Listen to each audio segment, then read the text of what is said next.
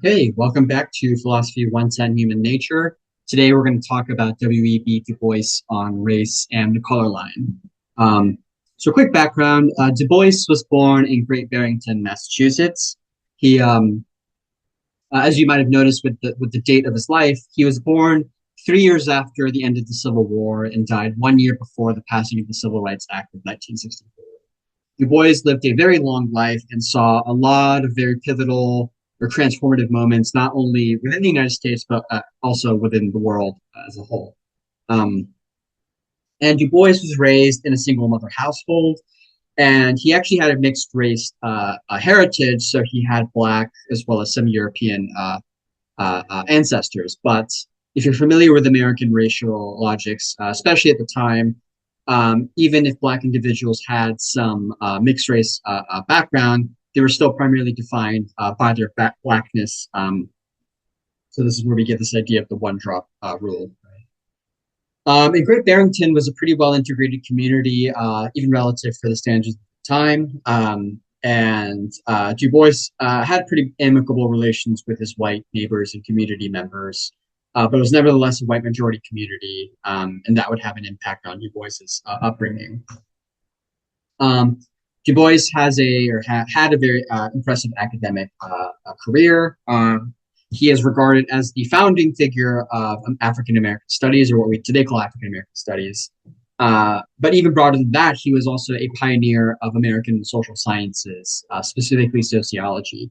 Um, a lot of the methods that Du Bois developed and used in his own sociological research are still used today within the discipline. Um, but Du Bois wasn't just a sociologist; he was also a well-rounded person, discipline-wise. He was also a historian and a philosopher. Um, and he was educated at Fisk University, which is a historically Black college in Tennessee. And then he eventually went on to go to Harvard, where he graduated with a PhD. Um, and he was the first Black man to graduate from Harvard with a PhD. And but during his graduate studies in Harvard, he also studied abroad in Germany, attending the University of Berlin, where he'd be exposed to a lot of the top-notch German philosophical ideas at the time. After he graduated, he took up a teaching position at Wilberforce University in Ohio. But shortly thereafter, he went to go teach at the University of Philadelphia, where he would conduct the first major study on a Black neighborhood in the United States, Philadelphia's Seventh Ward. And based off his studies, he published his first major book, The Philadelphia Negro. But he spent most of his academic career at Atlanta University. Um, but Du Bois wasn't just an academic, he was also a lifelong committed activist. So you could split Du Bois's activism into two distinct periods corresponding to his political thoughts. This is a very simplified typology, but I think it's useful here nonetheless. Um, you can in his early career, he was very much informed about, or rather, in his early career, we could call it his radical liberal phase, because although Du Bois is a very militant activist for racial equality and Black rights, he still worked within the framework of American liberalism or American liberal democracy. And he thought that the commitments by which America were founded were, good, but they just haven't been lived up to in the United States. And during this time, he helped to found the Niagara Movement, which was one of the first radical civil rights organizations in the United States. And shortly thereafter, he founded the National Association for the Advancement of Colored Peoples, or the NAACP, which was the most predominant civil rights organization during the 20th century, and it still exists today. He served as the chief editor for The Crisis, which was the NAACP's periodical. But during the 1920s, Du Bois started to maybe distance himself from a lot of his early liberalism, and he developed his own critique of capitalism and imperialism. But it wouldn't be until the onset of the Great Depression during the early 1930s that Du Bois started to seriously study the writings of Karl Marx and Marxism. And during this time, Du Bois, in many ways, became a Marxist, but he didn't accept it wholesale. Specifically, Du Bois thought that race plays a very important fundamental role in the American social structure and not just class. And to that end, during the Great Depression, Du Bois was a huge proponent of Black cooperative commonwealths, as he called them, which are basically institutions at the level of Black communities where Black workers can leverage their labor power and their consumer power to make demands and to get concrete economic gains. Um, Although Du Bois was supportive of the labor movement and was generally supportive of labor unions, he noticed that a lot of the unions were very racist and actively excluded Black workers or other workers of color or immigrant workers. And even though there were many labor unions that did fight for racial equality, that did fight for Black civil rights, he thought that the American labor movement nonetheless didn't take the problem of racism seriously enough. So he wanted Black workers to be able to still have their own independent institutions and organizations in order to fight the effects of the Great Depression. Um, During this time, he also became more of a vocal critic of capitalism, or Western colonialism and imperialism. Even though we see evidence of this in his early political thought, it wouldn't really be until his Marxist phase, as we're calling it, where this becomes more central. Um, and in fact, during the early 1950s, Du Bois was arrested and indicted by the U.S. federal government because he spoke out against the Korean War. Um, and after his trial, he became a brief member of the Communist Party USA. He had issues with the Communist Party during the Great Depression because he thought that they didn't take, again, the problem of racism seriously enough. But toward the end of the 1950s, he came to reconcile with the broader labor movement or the broader communist movement in the United States. But this didn't last long because shortly thereafter, he moved to Ghana, which was the first African country to declare its independence after World War II, which Du Bois saw as a promise for a bright future for Black people all around the world. And he spent the last 2 years of his life in Ghana, and he died in Ghana, and he was buried in Ghana. And some notable works of Du Bois include The Philadelphia Negro, The Souls of Black Folk, which we read the first chapter of today, Dark Water, Black Reconstruction, and Dusk of Dawn. So you can't really understand Du Bois's writings, especially during his early period, without understanding Reconstruction. So Reconstruction was the period of history, a period of American history that followed the Civil War. And it wasn't just the physical reconstruction of the country. It wasn't just the reconstruction of cities and infrastructure and towns. It was also a political, social, and economic reconstruction, or a reconstruction of democracy, as Du Bois would say. It's important to note that, in the mainstream imaginary, when we think about the Civil War, we tend to think of it as a war primarily fought between soldiers in the North versus soldiers in the South, the Confederacy, that is, where Black people kind of played a passive secondary role. But that certainly was not the case, and Du Bois is very insistent that, Black people played a pivotal, if not fundamental, role in the Union's victory over the Confederacy. Hundreds of thousands, if not millions, of Black people themselves participated in the war. Du Bois in Black Reconstruction, which is his Marxist study of the Reconstruction era, he writes about how many Black enslaved workers declared what he called a general strike against the plantation economy of the South by refusing to work, and in so doing, sort of helping the Union Army to undermine the Confederacy. And that's not to mention the hundreds of thousands of Black men that crossed the Northern Line and joined the Union Army to bring the fight to the South in a war of emancipation. And I think by the end of 1865, in fact, 10% of the Union Army was made up of Black men. So Black people played a very pivotal role in the Civil War and would play a pivotal role in Reconstruction proper. Um, so when the Confederacy was defeated and the slave owning oligarchy was more or less dislodged, Black Americans and abolitionists, for the first time in this continent's history, were able to wield unprecedented political power.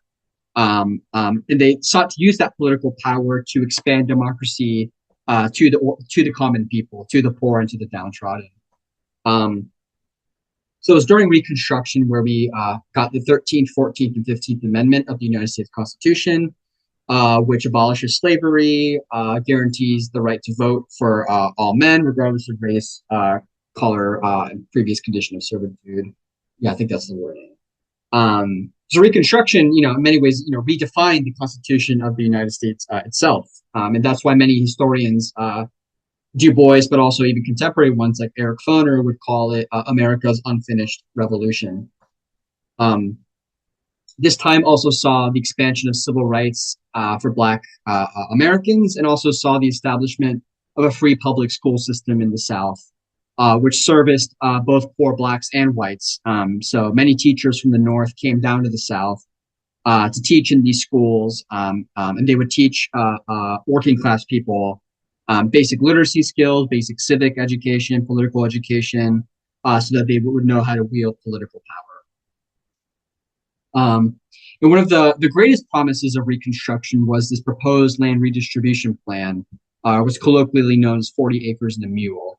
And the plan was that the abolitionists in the federal government and in Black governments throughout the South, they wanted to take the plantation estates that were seized by the Union Army and to cut it up and to allocate it to each Black family. They would give them 40 acres and a mule so that Black families would be able to have land and upstart capital to rely on. This plan, unfortunately, never came to fruition because it was such a radical proposal. But nonetheless, the program sort of reflects the democratic revolution, so to speak, of the Reconstruction period. But Reconstruction didn't last long. It lasted less than 2 decades. And eventually, in the Compromise of 1877, the government of the North would kind of make this tacit compromise or agreement with the South, that they would pull out the federal troops from the South. And that opened up the opportunity for the Democratic Party to come back into power. And the Democratic Party consisted of many of these former slave owners who were themselves Confederates. And when these white supremacist governments started to pop back up throughout the South, the white legislators would enact a mass disenfranchisement of Black Americans and would try to, they then would resubjugate Black Americans as a hyper-exploited agricultural workforce, specifically through the sharecropping and tenant farming systems of plantation labor, which I'm not going to get into here, but if you're curious, you should look that up. Also, during this time, we saw the mass, or rather, we saw a heightened degree of state-sanctioned terror against Black communities, especially through mass lynchings. You also saw the rise of white terrorist organizations like the White League and the Ku Klux Klan, which these groups emerged during Reconstruction in order to, or in an effort to overthrow these Reconstruction governments. But during the redemption period, rather the so-called redemption period, many of these white supremacist terrorists came basically deputized and served as a paramilitary or parastate force that kept Black communities in line. And later during the 1890s, Plessy versus Ferguson, which is a Supreme Court case that basically legalized segregative policies in the South under the doctrine of separate but equal. And that would give rise later to the Jim Crow regime in the South that wouldn't end until the 1960s. And finally, with all the sort of oppression and terror that Black people faced in the South, millions left to go to the North, and millions left to go to the West, into these urban centers, to escape these dire circumstances and to find new economic opportunities, especially in places like New York City, Chicago, Boston, Los Angeles, etc. So, it's within this context that Du Bois was doing his stuff, and a very recurrent concept that we see in Du Bois's works is his idea of the color line, right? So, with the overthrow of Reconstruction and with the resurgence of political white supremacy, not only in the South but throughout the United States, it created this color line throughout the country, as he calls it, and the color line is a way to refer to the social, political, cultural, and economic barriers that effectively segregated Black communities from white communities, creating this very apartheid-esque system in the United States where white communities were in a better position of political and economic and social power at the expense of Black communities. Du Bois writes in The Souls of Black Folk that the problem of the 20th century is the problem of the color line. So he thought that the racial injustices and the racial inequalities we're seeing in the United States would not only define the country, but would define the world. Um, and by that same token, the color line that took hold in the United States also created what Du Bois and other scholars called the Negro problem. And the Negro problem is a way to refer to the question about the question that concerns what is the cause and the nature of racial inequalities between whites and blacks. Now, this might seem like obvious to us in hindsight, but at the time, this was a fierce point of debate is that, why are there racial inequalities between whites and blacks? And within mainstream white academia, you had these two dominant theories. So the first explanation was the biological explanation. And these scholars, most of whom were social Darwinists or proponents of what we now call scientific racism, they tried to say that racial inequalities exist because blacks are naturally inferior. Therefore, racial inequalities are not only inevitable, but it should be maintained, right? Because black people are biologically fit for this kind of labor and this kind of station in life, then they need to make sure that we pass policies that reproduce that. And then, yeah, so obviously, like that will quickly become unpopular for many civil rights activists. But even within the civil rights milieu and then within sort of liberal discourse, you also had the rise of cultural explanations. And these people, thought that we should fight for racial equality and thought that racism was a problem. But like the biological framework, they thought that, the reason why racial inequalities exist is because Black people have an underdeveloped culture, right? So the best way that we can pursue racial equality is to pass policies that eliminate the harmful elements or the so-called harmful elements of Black culture. So even though they were for racial equality, they still, in a sense, put the onus on Black people or blame Black people for the reproduction of a racial hierarchy in the United States. Du Bois, in varying degrees, rejected both of these frameworks, and instead he wanted to offer an environmental explanation. According to Du Bois, racial inequalities persist because Black communities are subjected to social and physical, or rather to a hostile social and physical environment that was caused by centuries of enslavement and decades of racial discrimination at the hands of whites. Because Black communities are contextualized within this hostile environment, it forecloses opportunities for Black individuals to advance socially, politically, and economically. So although Du Bois does, to some extent, see problems within Black culture, he wouldn't primarily define racial inequalities in terms of Black people's role in it. He would rather focus on the environmental conditions, right? And it's good to know that Du Bois himself maybe inherited some of these racial stereotypes, given the time period that he was writing within. Okay.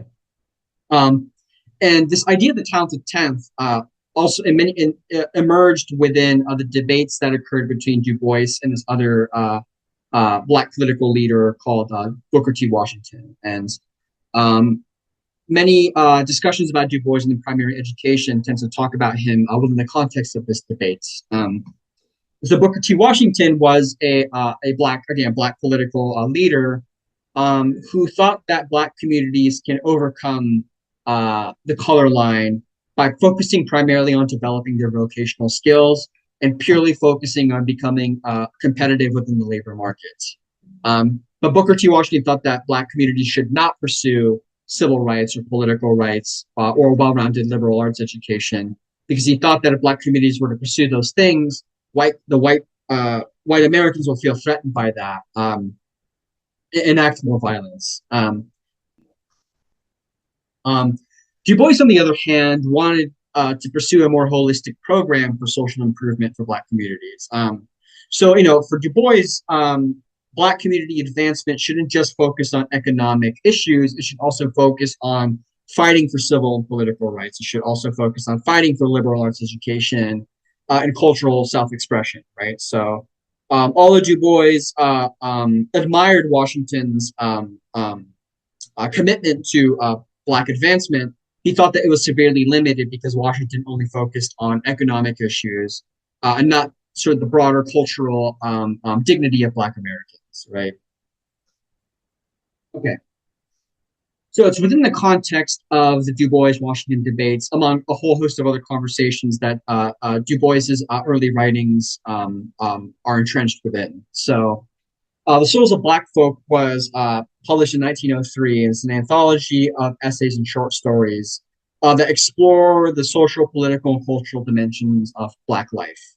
Um, and the first essay that we read, Our Spiritual Strivings, acts as a sort of overview of what Du Bois sees as the spiritual conditions that define Black folk up until the turn of the century. And spirit here doesn't mean like the Holy Spirit, or like it doesn't mean like ghosts or these more nebulous concepts. For Du Bois, he means spiritual in this Hegelian sense as the kind of binding ethical life of the Black community itself. And Du Bois thought that Black people, like any race, are defined by the sort of spiritual essence that has to be sort of developed and reawakened throughout the course of history. And by that token, in this piece, Du Bois conceptualizes the striving of Black Americans as a strive toward, as a strive toward attaining self-consciousness as a cultured and empowered people, like the other races on Earth. So he has this quote here, quote, after the Egyptian and the Indian, the Greek and the Roman, the Teuton and the Mongolian, the Negro is a sort of seventh son, born with a veil and gifted with second sight in this American world, a world which yields him no true self-consciousness, but only lets himself through the revelation of the other world. It is a peculiar sensation, this double consciousness, the sense of always looking at oneself through the eyes of others, of measuring one's soul by the tape of a world that looks on in amused contempt and pity. One ever feels his two-ness, an American, a Negro, two souls, two thoughts, two unreconciled strivings, two warring ideals, and one dark body, whose dogged strength alone keeps it from being torn asunder.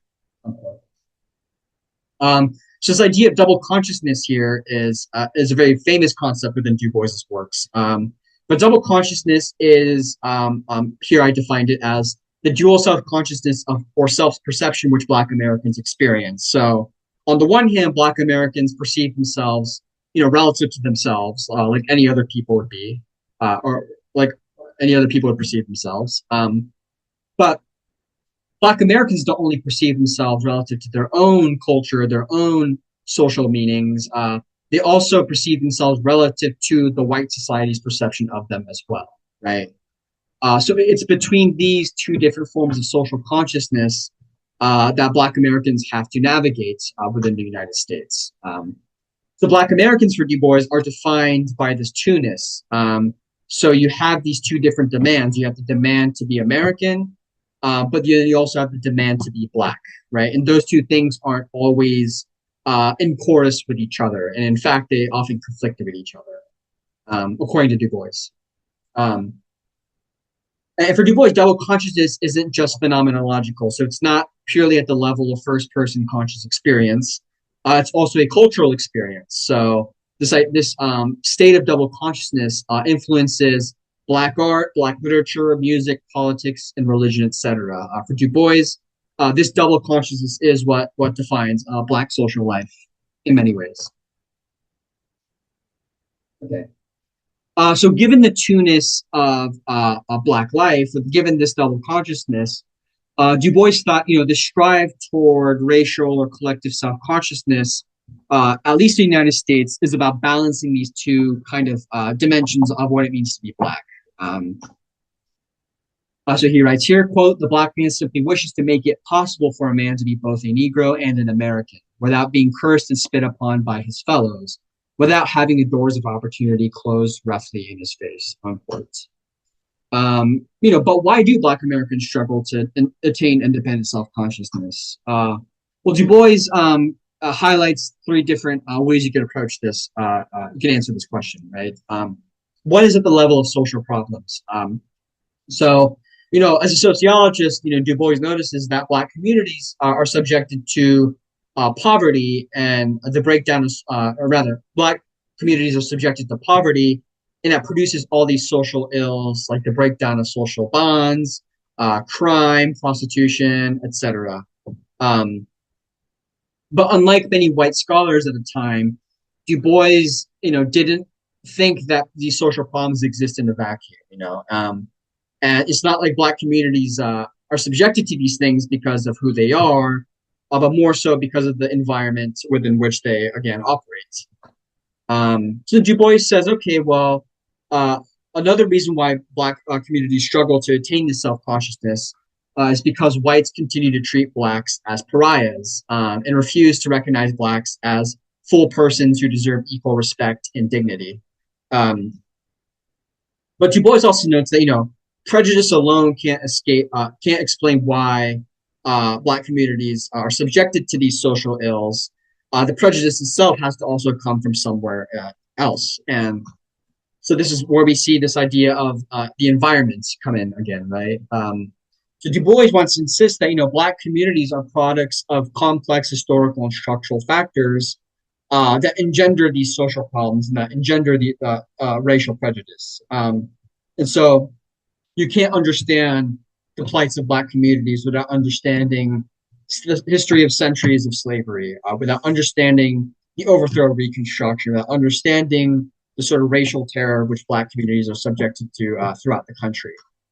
And so for Du Bois, inequalities aren't purely explained in terms of just social problems, or they can't be explained purely in terms of just racial prejudice.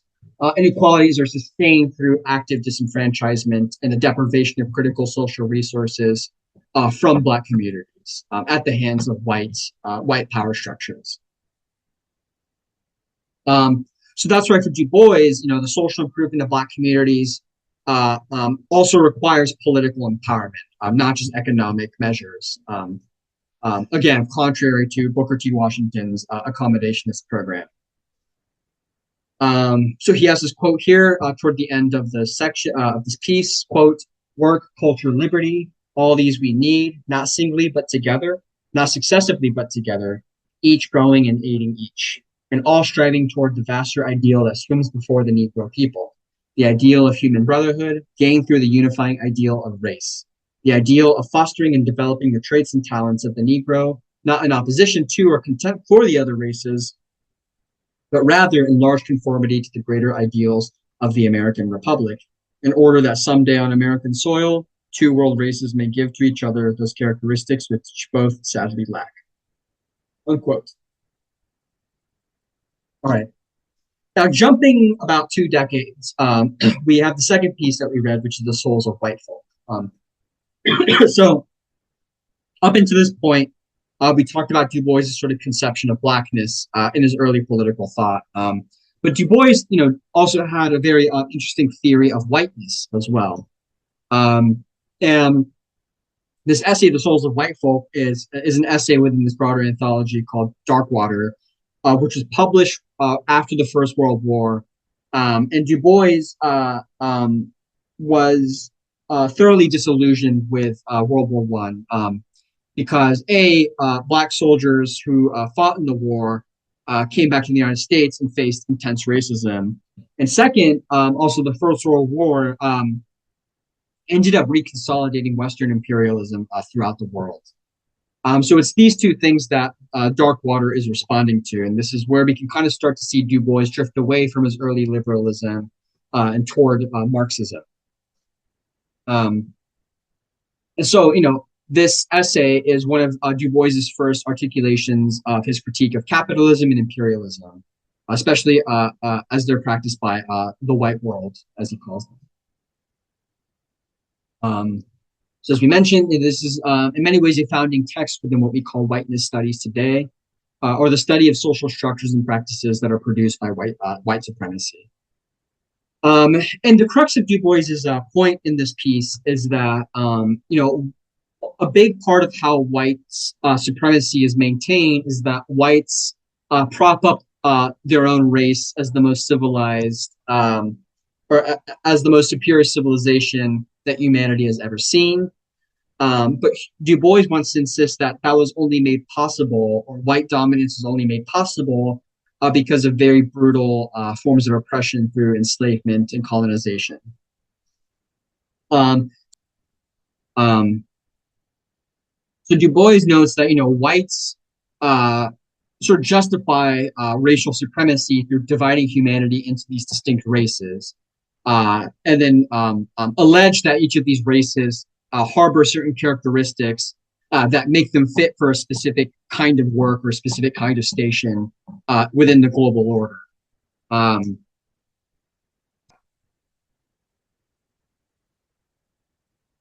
Okay.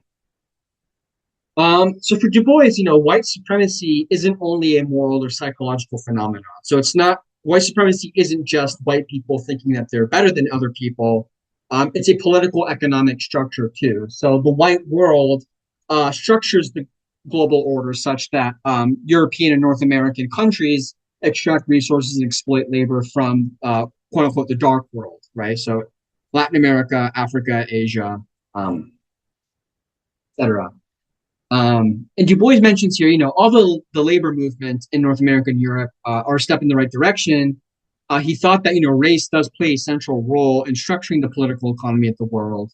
And even if white workers do come into a position of power in the global north, as we would call it today, they still run the risk of wanting to sort of continue the exploitation of the dark world, right? So this is where Du Bois maybe adds on to Marxism or corrects Marxism for its like exclusive focus on class. And and Du Bois writes that despite the white world using democracy as justification for conquering and subjugating the dark world, he notes that this global order that's ostensibly supposed to be supportive of democracy is actually very thoroughly undemocratic. So Du Bois thought, the struggle for democracy can't just be at the level of the United States. It can't just be about Black Americans trying to get a better seat at the table here in this country. Black communities in the U.S. also have to find common cause with other oppressed peoples of the world and other oppressed nations of the world in order to join forces and overthrow global white supremacy.